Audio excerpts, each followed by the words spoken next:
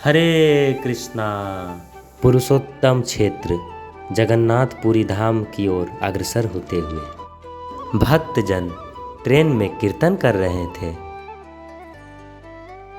और इस प्रकार हम पूरी धाम की पावन धरती में प्रवेश कर गए। पूरी धामवासी भक्त के घर जगन्नाथ महाप्रसाद का आस्वादन हो रहा है। इंद्रदुम्न सरोवर यह एक पवित्र सरोवर है जिसका नाम राजा इंद्रदुम्न के नाम पर रखा गया, जिन्होंने मूल रूप से भगवान जगन्नाथ की दिव्य विग्रहों की स्थापना की थी। कहा जाता है कि भगवान जगन्नाथ सबसे पहले इसी स्थान पर प्रकट हुए थे, फिर उन्हें श्री मंदिर में प्रतिष्ठित किया गया। श्री चैतन्य महाप्रभु ने अपनी तीर्थ यात्रा के दौरान इस स्थान का दर्शन किया था।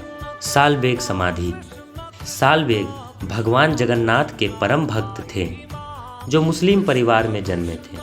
उन्होंने भगवान की महिमा के अनेक हृदय स्पर्शी भजनों की रचना की।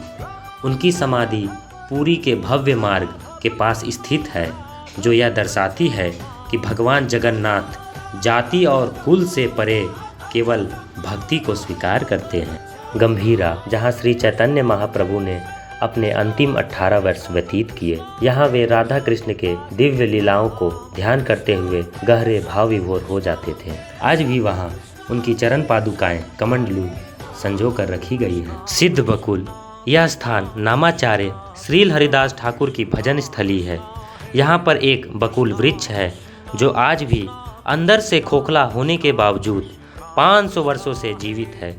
श्रील हरिदास ठाकुर को धूप में जप करते हुए देखकर स्वयं महाप्रभु ने जगन्नाथ की दातून से इस वृक्ष को प्रकट किया था। जगन्नाथ मंदिर, यह पुरी का हृदय स्थल और 4 धामों में से एक है। कृष्ण भक्ति की दृष्टि से भगवान जगन्नाथ, बलदेव और सुभद्रा की अद्वितीय विग्रह ब्रजवासियों के प्रति गहन विरह भावनाओं को दर्शाती है। प्रत्येक वर्ष श्रद्धा और भक्ति से ओतप्रोत भक्तजन अपार प्रेम से भगवान जगन्नाथ को नीलाचल से वृंदावन तक खींच कर ले जाते हैं। स्वयं भगवान अपने भक्तों को दर्शन देने के लिए मार्ग में प्रकट हो जाते हैं।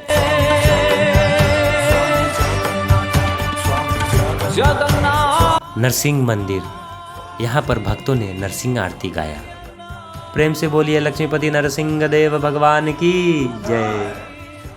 गुंडीचा मंदिर, भगवान जगन्नाथ साल में 9 दिन अपनी माता गुंडीचा के यहाँ आते हैं। कीर्तन करते हुए भक्तजन स्वर्ग द्वार की ओर प्रस्थान कर रहे हैं। श्री चैतन्य महाप्रभु ने हरिदास ठाकुर के शरीर त्यागने के उपरांत उनके चरणों का अभिषेक इसी जल में किया और इस समुद्र को महातीर्थ घोषित किया। कहा जाता है कि जो भी इस जल में स्नान करता है वह सीधा वैकुंठ लोक को जाता है। श्री हरिदास ठाकुर समाधि। श्री हरिदास ठाकुर यवन कुल से थे, परंतु वे श्री कृष्ण के अनन्य भक्त थे। श्री हरिदास ठाकुर जो प्रतिदिन 3 लाख हरि नाम जप करते थे, उनके करुणा से एक वैश्या भी शुद्ध भक्त बनकर प्रतिदिन 2 लाख नाम जप करने लगी। श्री हरिदास ठाकुर के नाम जप को रुकवाने के लिए उन्हें 22 बाजारों में बेदर्दी से कोड़ों से पीटा गया। इसके बावजूद उन्होंने अडिग रहकर कहा, चाहे मेरे शरीर के टुकड़े टुकड़े क्यों ना हो जाए, फिर भी मैं हरि नाम का जप कभी नहीं छोड़ूंगा। भक्ति कुटीर, यह वह स्थान है जहां श्रील भक्ति विनोद ठाकुर ने पुरी में एक मैजिस्ट्रेट के रूप में भजन करते हुए सेवा किया। यहां उन्होंने भगवान जगन्नाथ के दिव्य दर्शन किए और कई भक्तिमय ग्रंथों की रचना की। श्री टोटा गोपीनाथ मंदिर, श्री टोटा गोपीनाथ जी का विग्रह गदाधर पंडित की सेवा ग्रहण करने के लिए भूमि पर स्वयं बैठ गए। यह पूरे विश्व में एकमात्र विग्रह है जो बैठे हुए स्वरूप में विद्यमान है। गोपीनाथ की प्रसन्नता के लिए भक्तों द्वारा कीर्तन किया जा रहा है। श्री परमानंद पुरी का कुआं, श्री चैतन्य महाप्रभु ने कहा कि जो परम श्रद्धा के साथ परमानंद पुरी के कुएं का जल पिएगा उसे निश्चित रूप से कृष्ण प्रेम प्राप्त होगा। श्वेत गंगा, गंगा माता गोसाई की गंगा स्नान की इच्छा से भगवान जगन्नाथ ने इस श्वेत गंगा को प्रकट किया, इसीलिए यह जल गंगा से अभिन्न है। सार्वभौम भट्टाचार्य का घर, यह वही जगह है जहां मायावादी सार्वभौम भट्टाचार्य ने महाप्रभु को 7 दिन तक वेदांत सूत्र की अपनी टीका सुनाई, लेकिन महाप्रभु ने विनम्रता से कहा कि उनकी यह व्याख्या वेदों को सूर्य पर बादलों की तरह ढक रही है। यह सुनकर सार्वभौम भट्टाचार्य ने असली व्याख्या जाननी चाहिए। तब महाप्रभु ने उन्हें सरल और स्पष्ट तरीके से समझाया और इस तरह उन्होंने सार्वभौम भट्टाचार्य को मायावादी से कृष्ण भक्त बना दिया और अपना षड्भुज दर्शन दिया।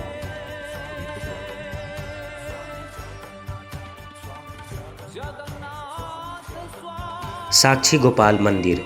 यह मंदिर उस अद्भुत लीला से जुड़ा है जब भगवान श्री कृष्ण गोपाल जी अपने भक्त की सच्चाई को प्रमाणित करने के लिए स्वयं वृंदावन से उड़ीसा तक पद यात्रा करके आए थे। चूँकि भगवान ने अपने भक्त के लिए स्वयं साक्षी दिया था, इसलिए इस जगह को साक्षी गोपाल के नाम से जाना जाता है। रामानंद राय का भवन। यहाँ रामानंद राय रहा करते थे। यह उनकी तलवार और कुछ अन्य वस्तुएं हैं। यह तालपत्र है जिसमें उनकी लिखी हुई रचनाएं संकलित हैं। रामानंद राय जो कृष्ण लीला में विशाखा सखी हैं, श्री चैतन्य महाप्रभु के प्रिय भक्तों में से एक हैं। श्री अलरनाथ मंदिर। वेदी के पीछे छिपे केतन ने देखा कि स्वयं भगवान अलरनाथ भक्त के लिए अर्पित की गई खीर का प्याला ग्रहण कर रहे हैं। जैसे ही वह भगवान की ओर बढ़ा और प्रेमवश उन्हें रोकने के लिए उनका हाथ पकड़ लिया, गरम खीर उनके हाथों पर उछलकर गिर गई, जिससे उनके दिव्य शरीर पर जलने के निशान पड़ गए। श्री चैतन्य महाप्रभु जगन्नाथ स्नान यात्रा के बाद दर्शन न मिलने पर भाव विह्वल होकर अलरनाथ मंदिर जाते थे। वहाँ कृष्ण प्रेम में लीन होकर भूमि पर गिरते। उनका प्रेम इतना गाढ़ा था कि पत्थर तक पिघल गए। आप स्वयं जाकर इसे देख सकते हैं।